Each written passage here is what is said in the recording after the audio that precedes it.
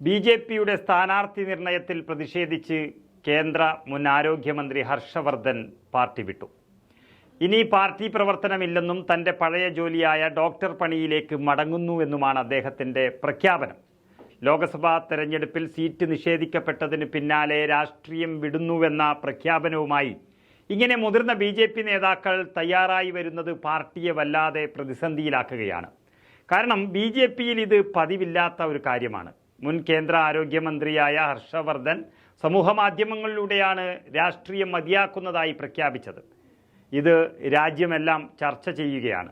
നിലവിൽ ദില്ലിയിലെ ചാന്ദിനി ചൗക്കിൽ നിന്നുള്ള ബി.ജെ.പി എം.പിയായ ഹർഷവർദ്ധൻ ഇന്നലെ പ്രഖ്യാപിച്ച പാർട്ടിയുടെ ആദ്യഘട്ട സ്ഥാനാർത്ഥി പട്ടികയിൽ തനിക്കു പകരം പ്രവീൺ ഖണ്ഡേൽവാലിനെയാണ് പാർട്ടി സ്ഥാനാർത്ഥിയാക്കിയത്.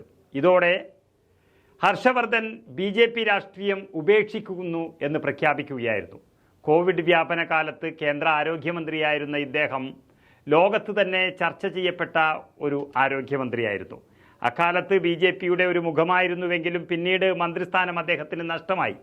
ബി.ജെ.പി തിരിച്ചു വരണമെന്നാണ് തൻ്റെ ആഗ്രഹമെന്നും പക്ഷേ താൻ ഇനിയില്ല എന്നും പറഞ്ഞ ഹർഷവർദ്ധൻ കൃഷ്ണാനഗറിലെ ENT ക്ലിനിക്ക് തൻ്റെ മടങ്ങിവരവിനായി കാത്തിരിക്കുന്നുണ്ട് എന്നൊരു ഓർമ്മപ്പെടുത്തലോടെയാണ് കുറിപ്പ് അവസാനിപ്പിക്കുന്നത്.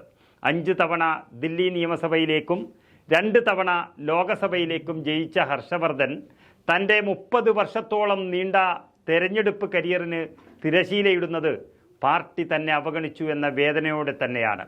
പാർട്ടി മതിയാക്കുന്നു എന്ന അദ്ദേഹത്തിൻ്റെ പ്രഖ്യാപനം ബി.ജെ.പി ഞെട്ടലോടെയാണ് കേട്ടത്. സാധാരണക്കാർക്ക് സേവനം ചെയ്യാനുള്ള തൻ്റെ അദമ്യമായ ആഗ്രഹം നിറവേറ്റാനായി എന്ന ചാരിതാർത്ഥ്യത്തോടെയാണ് രാഷ്ട്രീയത്തോട് വിട പറയുന്നതെന്നും ഹർഷവർദ്ധൻ വ്യക്തമാക്കി.